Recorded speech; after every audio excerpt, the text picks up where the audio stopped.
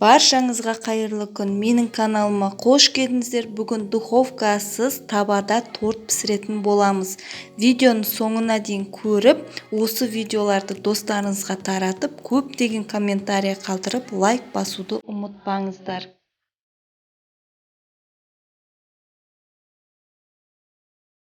Ең бірінші ыдысымызға бір жұмыртқамызды саламыз, блендердің венчигімен араластырып, үстіне сгущенканы құйып, жақсылап араластырамыз.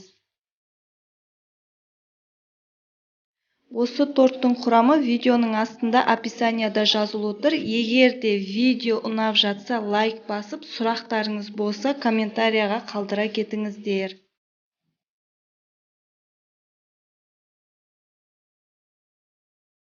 Илегіштегі ұнымызға разрыхлитель, яғни қопсытқыш қосамыз. Қасықпен араластырып, жұмыртқа қосылған массамызға ұнымызды аз-аздан сала отырып, венчикпен араластырып аламыз.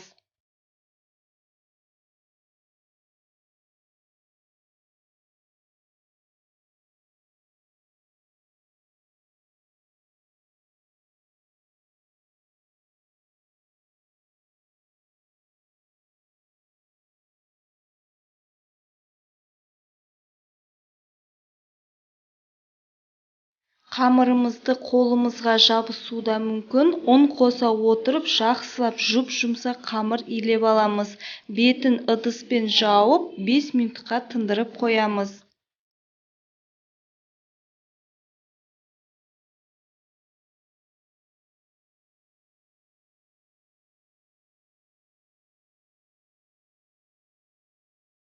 Бес минут өтті. Қамырымызды бірнеше бөлікке кесіп аламыз да, қолымызбен әр бөлікке бөлінген қамырымызды жақсылап домалақтап аламыз.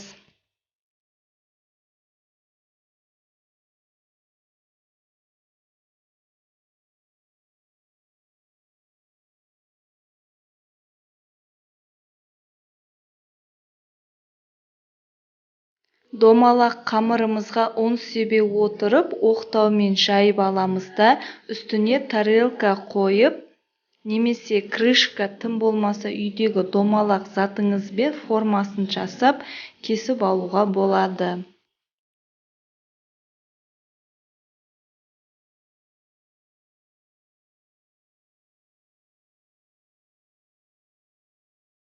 Мен тарелка қолдандым. Видеодағыдай шет-шетін кесіп аламыз. Ары қарай осылай жалғастырамыз. Мінекей, мен де бірнеше домалақтап алдым, жұқа қылып жайдым, 3-4 мм-дей. Енді табамызды қыздырып, майлап аламыз. Қамырымызды салып пісіретін боламыз. Міндетті түрде қақпағын жабамыз. Корждар өте тез піседі. 1-2 минутта осындай көбіктер шығады. Сол кезде келесі жағын аударуға болады. Аударамыз, қақпағын жабамыз, 1-2 минутта пісіреміз.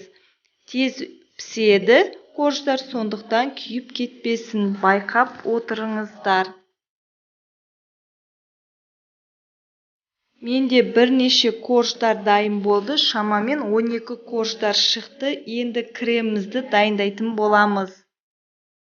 Мен өзім сметанный крем пайдаландым. 20% сметанаға қант ұнтағын қосып, жақсылап миксерлеп аламыз.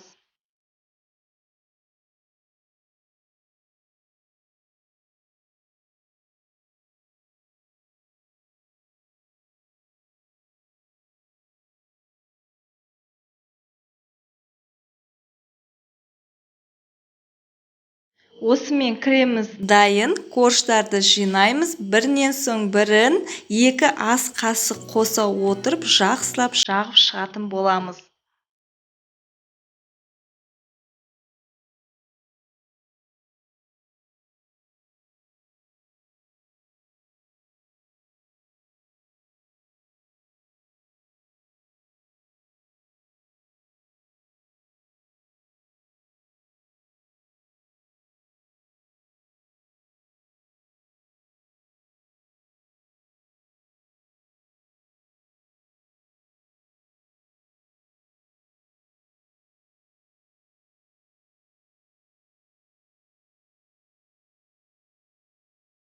Келесі блендер көмегімен қалған корждарды ұсақтап алатын боламыз. Міне осылай үгітіліп шығады. Ең соңында үгітілген корждарды тортымызды әсемдеп шығамыз. Тортымызды әсемдеп болдық. 1 сағатқа холодильникке қойып қоямыз. Мінекей тортымыз дайын болды. 1 сағат өтті. Коржымыз өте жұмсақ болып шығады. Міндетті түрде жасап көріңіздер. Bir жасағанның өзінде керемет болып шығады. Сіздерге ұнайды деп сенімдемін. Мені жоғалтып алмас үшін каналыма тіркеліп, қоңыраушаны басуды ұмытпаңыздар. Алда тағы түрлі рецепттермен бөлісетін боламын. Менімен бірге болыңыздар. Сіздермен бірге болған мен Айдана.